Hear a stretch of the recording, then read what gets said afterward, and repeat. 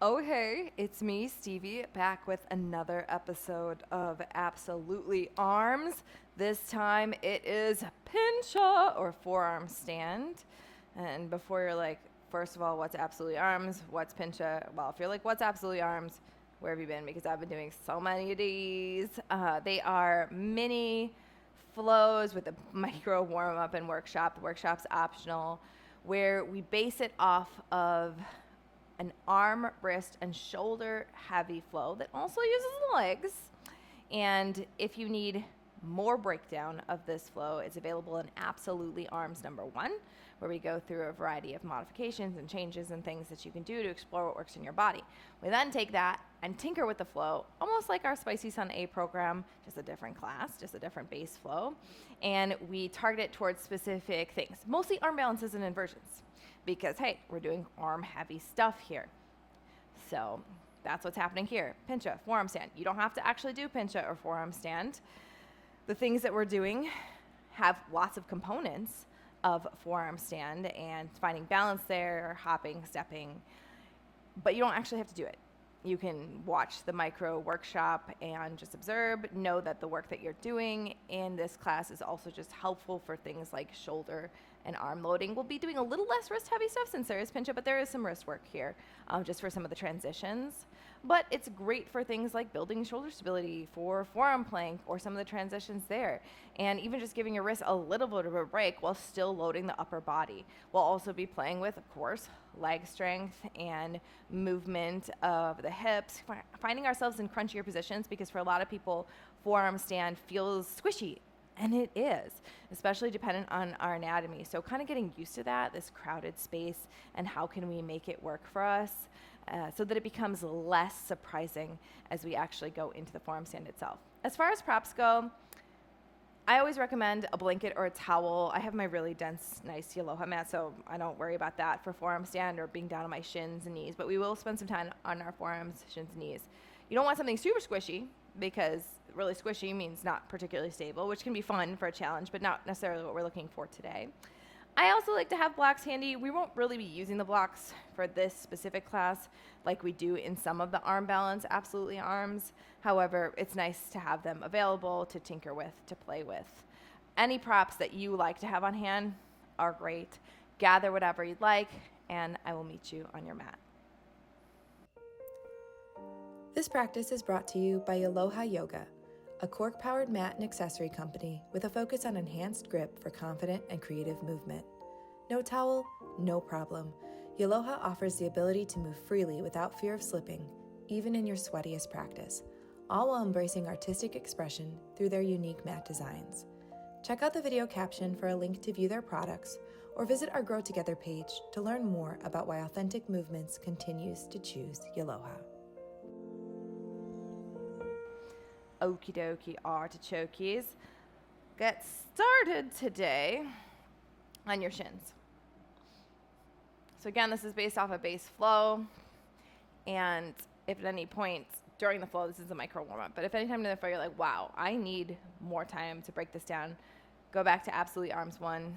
It's there for you. It's available. Set yourself up for whatever you like your legs to be for a child's pose, especially so that you can go a little lower. For me, that's slightly widened knees, not knees together. And then I think about slowly kind of pouring myself, not totally between my legs, but somewhat, right? Let your forehead come to the ground. I'm just going to avoid that for the mic, and bring your arms out in front of you. So you can rest your forehead down. Try to soften here, thinking hips heavy. Walk your fingers a little bit further forward, spider them away from you on the mat. And then bend at your elbows, bringing the palms together, thinking about prayer hands, back of the thumbs, or thumbs come to the back of the head. Gently tug the elbows inward towards your head.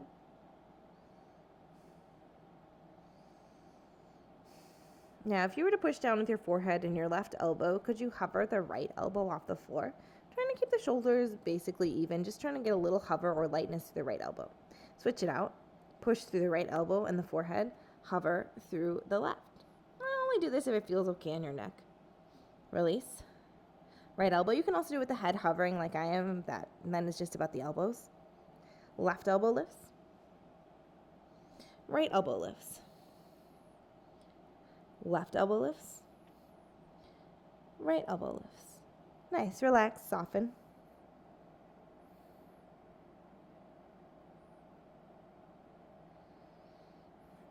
Bring your hands on either side of your shoulders, press into your hands, and Pop yourself up to a seat with the power of your arms.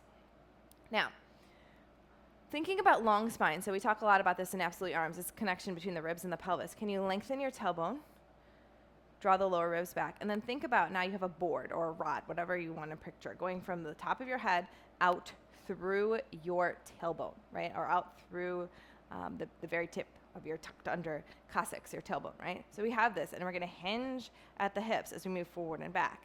If you take your arms down back behind you, that's going to not really add to the load of this. So trying to keep the hips heavy. You can even keep your hands on your booty. Be like, heavy booty, stay there. Try to tip forward. Heavy booty, heavy booty, heavy booty. Long spine, heavy booty, heavy booty, heavy booty.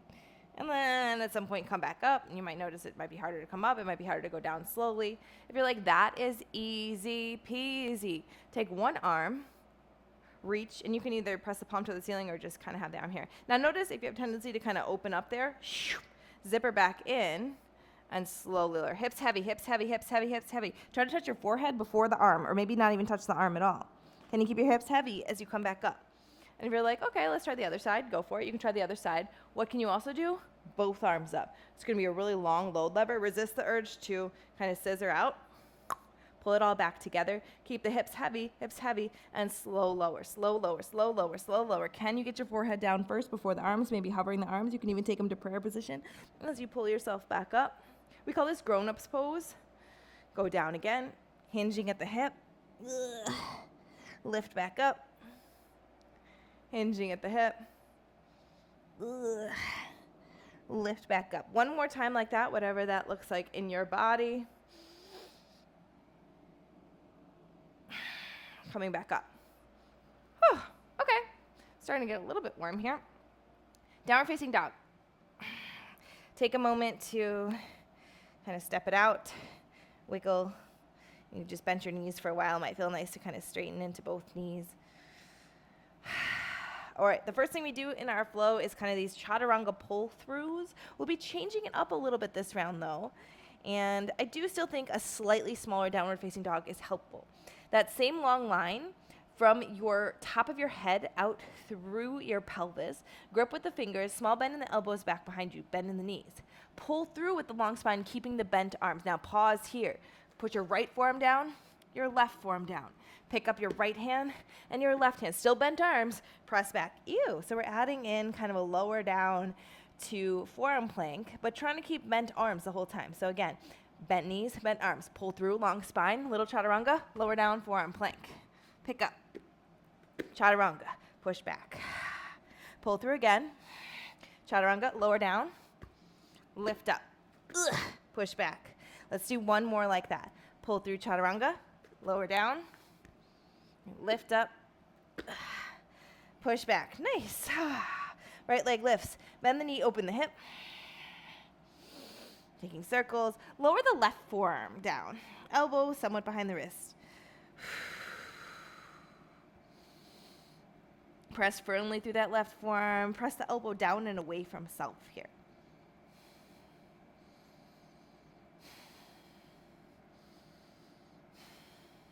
Look at the left forearm, pick it up, lower it down. Pick it up, lower it down.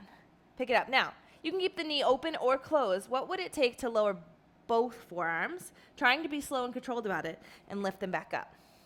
Lower down and lift up. Lower down to stay. Lower your right shin halfway between your elbows and your back leg. Okay. Pressing down through your arms, elbows somewhat underneath the shoulders, push, push, push. Lift up through the back leg and squeeze the booty. Resist the urge to go into that scissor position. So find that can, lower the top of the foot, lift and squeeze. Lower, lift and squeeze. Lower, lift and squeeze. Lower, lift and squeeze. Hold at the top of your little forearm plank sunbird. Looking at your hands, what would it feel like to lift your elbows? And you'll notice your hands are going to be in front of your shoulders. That's fine. Lower down. Try to go slow and steady. Lift up. Lower down. Lift up. lower down. Okay, this time as you lift up, walk your right hand further forward and then lower down, kinking your right forearm over. It's because we're going to try to do those side pistols in a forearm plank position. So lower your back toe, come to the inner edge of your left foot. So you've done the side pistols with us before if you've done absolutely arms. We're now trying it in a forearm plank. It's going to be squishy. It's going to be weird. You might have to scoot your back foot up a little closer and keep your left fingers tented. Pull your right knee towards your right arm and then tuck that leg behind, resisting the urge to bring your hips down. Pull the knee towards the right armpit, tuck. Knee to armpit, side pistol. Knee to armpit, side pistol. One more like that. Knee to armpit, side pistol. This time we'll hold. Knee to armpit. Lower the shin down. Work your way back towards a standard plank-ish thing with your right shin down. Lift up through the left leg. Just pause for a moment. Tuck your right toes. Grip with your fingers. Press your hands. Try to keep a long spine and lift all the way back up. Three-legged dog. The left leg is lifted now. Okay? We're not worried about that too much. Left leg is lifted. Look at your hands. We're in a three-legged dog. Lower your elbows behind your hands. Without thinking about it, bend your bottom leg and switch your legs. So now the right leg is lifted. Okay? Right leg is lifted. Could you maybe walk your elbows back on the mat, shrinking this space a little bit? Could you walk them forward? We often walk the feet, but could you walk the elbows? Walk the elbows back, walk the elbows forward. Now, look at your back foot. Hop it in a little closer. You can bend your knee here, hop it back. Keep the top leg straight and strong. Hop it closer, hop it back. One more time like that, hop it closer, hop it back. Lower the right foot. Pick up the elbows, walk the hands back, shrinking your down dog. Bend into your elbows and keeping your hands low, pop to a stand at the back of the mat. Your forward fold. Let the elbows hang heavy, grabbing opposite elbows, kind of rocking back and forth on them. Lower to your shins. Camel flush. So we often do a camel flush here. Thinking more about the hips than a big back bend. Squeeze into your butt. Tuck your tailbone under. Lift through your pubic bone. We have to do the other side. And I have to remember all the things that we just did that I added that were not on my sheet. And then we'll do it quickly through the flow again. Okay, we'll start off with 3 chaturanga pull-throughs, except again this time we're adding in that lower down to forearm plank.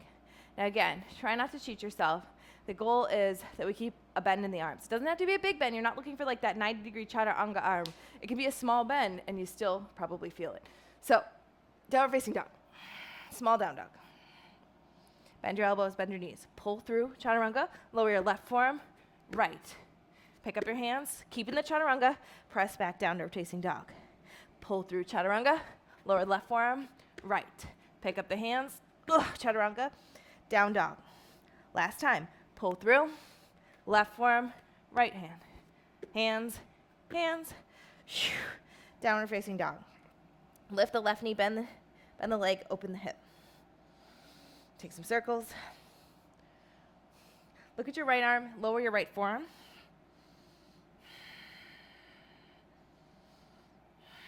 Now, you can keep that knee open or closed. Look at your right arm, pick it up, lower it down. Pick it up, lower it down, pick it up, lower it down. This time pick it up, maybe both elbows lower and lift. Trying to go slow with control. Lower and lift. Whew. Lower and lift. One more like that. Lower and lift. Actually, we're going to lower one time. Lower and step your left shin halfway up in between the space. If you need to adjust your back foot, you certainly can. So we're here with the elbows somewhat underneath the shoulders. Find that canister position of the ribs and pelvis. Lift up through the back foot. Squeeze your right glute. Lower. Lift and squeeze. Lower. Lift and squeeze. Lower. Lift and squeeze. 2 more like that. And the next time you lift and squeeze, hold there. Lift up through your elbows. Slow lower down. Long spine. Lift up through the elbows. Slow lower down. Lift up. Lower. And the next time you lift up, pause. Walk your left hand further forward. Put it down and kink it over. Lower the back toes.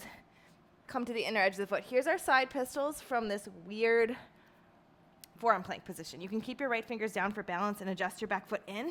Pull the left knee towards the left armpit and then send it behind, side pistol. Left knee, left armpit, side pistol. Left knee, armpit, side pistol.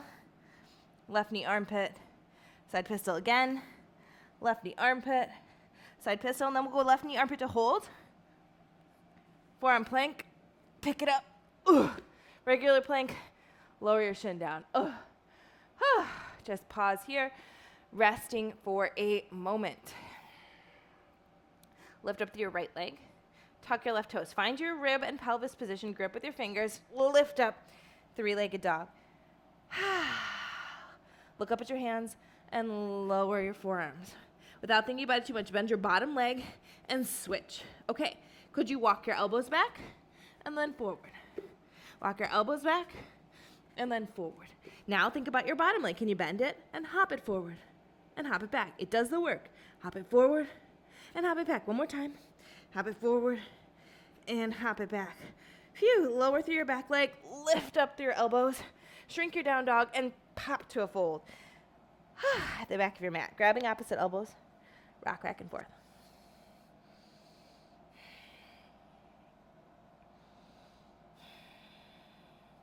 Lower down to your shins. Camel flush through. So one like camel, thinking mainly about the hips. Squeeze your booty, lift your pubic bone. We have one more round on each side through that flow, and we're going to go faster and reduce some of the repetitions just to create a little bit of heat there. I don't know about you, I'm warm, but I did film another class before this, so that could be that. Okay, downward facing dog. Here's our chaturanga pull-throughs with the added nastiness. Bend your elbows, bend your knees. Pull through, chaturanga, lower your right forearm, and come back up. Down dog.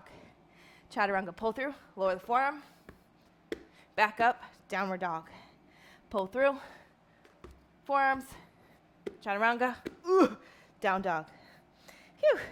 Lift your right leg, lower your right forearm, pick it up. Lower both forearms, pick them up. Lower both forearms, hold. Step your right shin in between your space and tuck your back foot. Shift forward until your elbows are underneath your shoulders. Lift and squeeze through the back leg. Lower. Lift and squeeze through the back leg. Lower. One more time. Lift and squeeze. Hold. Pick up the elbows. Release them down. Pick up the elbows. Release them down. Pick up the elbows. Release them down. This time, we'll pick up the elbows. Step the right hand forward. Kink it over. Put the back toes down and come to the inner edge of the foot. Here's our side pistols. Right knee, right armpit.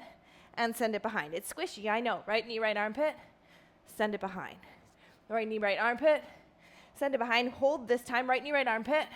Come back to your forearm plank. Back up to regular plank. What did we do here? Oh, put the shin down. That's why I'm like, I needed a break. That's why we scheduled a break in here. Shin down, lift through your left leg. Set your canister position, tuck your toes. Lift up, three-legged dog. Left leg is lifted. Lower both your forearms. Bend your bottom knee, and without thinking about it too much, just hop switch. Now the right leg is lifted. Walk your elbows back and forward.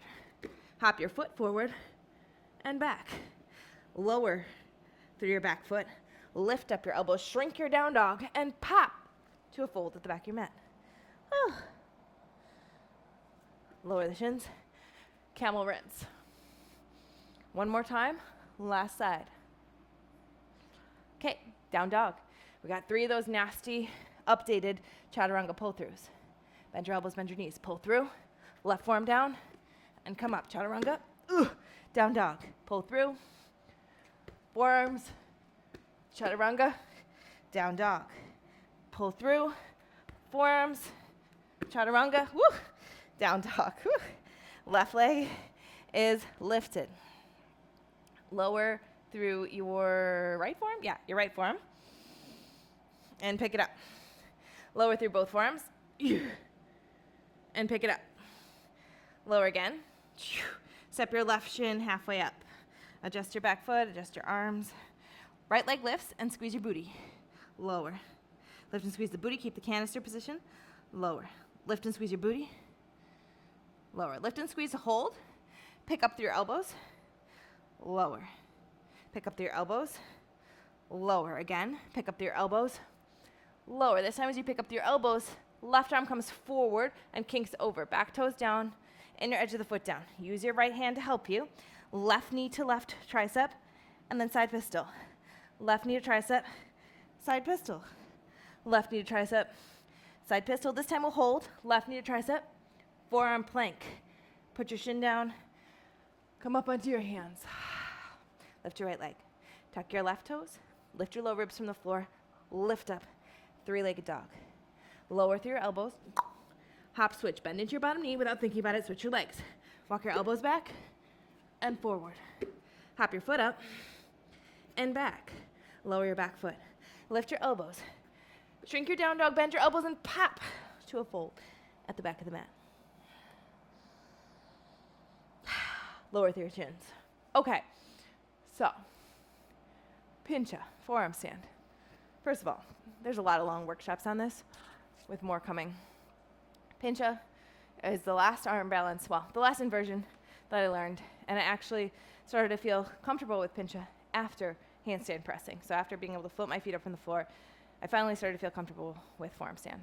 That's not the case for everybody, but for a lot of people, it can feel challenging, squishy, hard to balance. Why? When we're in forearm stand, whether your hands are parallel or prayer hands or palms flat, first of all, it's not really a big deal which one you choose, palms up. The goal is to hug the elbows in and to keep them somewhat under the shoulders, but that's not possible for everybody. But when we are here and we have the bend in the elbow, we have more tension along this line of the body because bending the elbow has put more tension in this line of muscle. So even greater flexibility is generally required versus something like this, which keeping the arms 180 degrees is very hard for a lot of people. It's past functional mobility, right? So then when we add this aspect, it becomes more challenging. Also, when we do this, the vast majority of the weight is in the elbow. It's probably about 85, 90% of the weight for a standard forearm stand is in the elbows. The elbows don't have nearly as much surface area as the hands, yeah? So yes, the hands are still down. They can help you balance, especially as you're coming in and out of Pincha. The weight will fluctuate where it's going. If you're doing like a hollow back or something like that, that's going to change. But once you're up there in, say, like an L or a V or a straight Pincha, most of the weight's going to be in your elbows. And it's hard to balance, right? Hard to balance, hard to hug in. It just becomes a lot squishier depending on the length of your upper arm bone compared to the length of your neck and the size of your head. You might not have a lot of space. Like, look at, if I just put my arm up and I bend my elbow, like my elbow is only slightly above my head. Now, granted, if I think about pushing the ceiling, look, I create a little bit more space there. My elbow can come high above my head. And I can also think about gently taking my head out. So another thing with Pincha is it will be less scary for most of us and easier to balance if we tend to look at like our thumbs, whether or not we're in a position like this or like this or like this, like to mainly with our eyes, like handstand, try to look at our thumbs. If you take your head out a ton, then it can change the position of the back and make it harder to bring the arms up without kind of going into this huge scissor position, which again is not dangerous, it's just sometimes harder to balance. So taking your head out a little bit can be helpful and also create some space. How can you best learn to get into Pincha? I don't know. It's going to depend on you. We've played a little bit with hopping here, as well as just the idea of kind of holding a three-legged dolphin. That can be really, really helpful. If you've done the L handstand class, you could certainly take those same drills with the blocks, the L handstand absolutely arms. You could do the same drills with the blocks for forearm stand. There's no reason why you can't do it. It's just going to feel squishier. For a lot of people, I think it can be nice to actually like walk up into forearm stand or to use blocks. And what I mean by this is, again, you don't have to do this. You can just watch or you can skip to the micro cool down. You could also be like, I'm totally done. Most people don't need a lot of lift to get into the hip stacking of Pincha from a dolphin, from like a three-legged dolphin. What you could do is have a wall right here. Pretend there's a wall right here. What's that gonna do? That's gonna help my fear. It's a little bit harder to fall out of forearm stand in like a comfy way. Especially if you're not comfortable with moving your elbows, which is why we practice moving our elbows a little bit, right? Because when we fall out of forearm stand, we kind of have to pick up our elbow quickly and shift it over, almost coming into funky. So you can have a wall there, and then you can make a tower with blocks, or if you even have like a really big bolster or something, this is going to allow me something to step on to lift my hips. Flexibility, not just of the shoulders, but of the legs and the hamstrings can play a big part in setting up your dolphin and how much you actually have to hop to stack the hips over the shoulders. You can somewhat work with this by bending your knees more and taking them wide. So it doesn't have to be like this perfect straight leg. Look at, I can't walk any closer with my legs straight here. And even here, my heels are not down. Like, whatever, that's not important, right? But like if I was gonna hop from here to forearm stand, I'd have to take a really big hop. Again, I'm gonna take my gaze slightly out. I'd have to take a really big hop. Same thing, I use my bottom leg as a spring and I hop to an L position. This is a big hop. Let's say I wanted to hop a little bit less. I wanted to walk my feet in. I can bend my knees deeply and send them out wide, right? And this will not only set up my spring a little bit more, but it will give me a little more flexibility. My top leg can be bent. It's very active. Squeeze the heel towards the sit bone. You can point, whatever. Pen, and then I can just curl the heel in. Notice I don't really have to do much of a pop there. My lower leg bones are quite long, my femur. But if you did want a little pickup, 2 blocks is too many for me. You could step on a block, right? A nice sturdy block, not a foam squishy block. And that's gonna lift your hips up a little bit more. And then I literally barely have to pop off of this to get into my forearm stand. Now that might be different for you. Again, if you had a wall behind you, you're not as afraid of falling over. As you kick up, yes, the weight will come forward into your hands a little bit, and then hopefully you can reset into that position of shifting back. That's one thing that we didn't do in today's class. So if you find you have a really hard time and the weight is kind of falling forward into your hands a lot, one more drill that you could do is something like our Pincha push-ups or dolphin push-ups. And you could do them right here from a tabletop, kind of nose coming down and shifting back, thinking about still the long spine, or you could do it from like a little dolphin. That's gonna make it harder. If you wanna make it even harder, lift one leg, because now we're kind of loading the shoulders more as we do this. And this will help you build the strength and endurance to play with that shift back and forth, because it does happen. And for some of us, the only way we'll be able to hold Pincha, just even from a bony perspective, is having a little bit more weight shifted towards the hands, and that can be a ton on the shoulders, right? When we can't stack the shoulders right over the elbow, we can't line up those bones, it's gonna mean that there's gonna have to be more muscular work involved. Not a good or a bad thing, just something to note. So if you'd like, you can pause the video, play with some of these things with Pincha. Pincha also works well with walking up the wall with your feet, or having a bed kind of behind you or something like that, or having a chair to walk your feet up on. It is very squishy. Invite in the squishiness, please, because that is generally how it ends up working and how we can find activation throughout the body. If you're like, I'm good, then join me on your back body for a moment here. Come to rest on your back. Lengthen your tail and just exist for a second. Press down through your heels. Keep the long tailbone, pull your pubic bone towards your sternum, and lift up through the hips. Let this be light and more about the hips to start. Think about sending your knees away from self. Squeeze your booty. Let the arms be soft. And then bring the arms into play. Robot arms, press the triceps down onto your mat and see how it lifts the chest a little. Can you keep the position of the pelvis, though, while you do this? Can you keep squeezing the booty and pulling the pubic bone towards your sternum? We're here for 3, 2, 1. Release. Lower down. Sway your knees from side to side.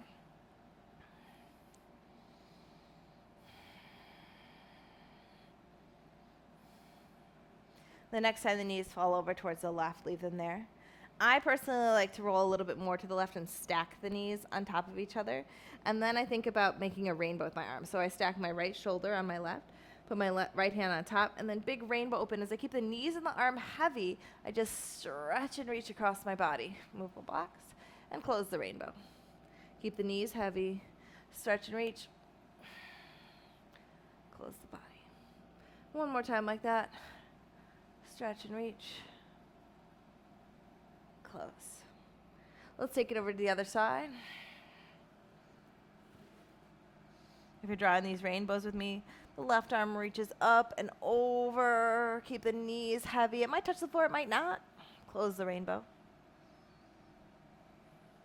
This arm touches the floor, but my right one did not.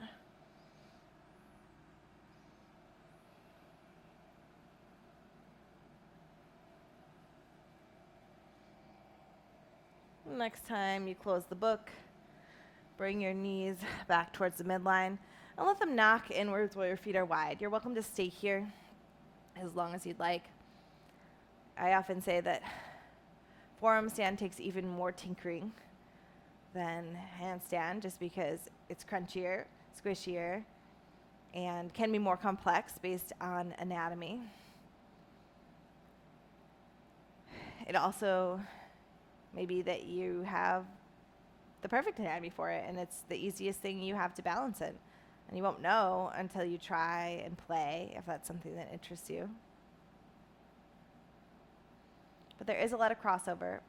And so if you're wanting more things to play with forearm stand, know that you could probably take most of the things in the handstand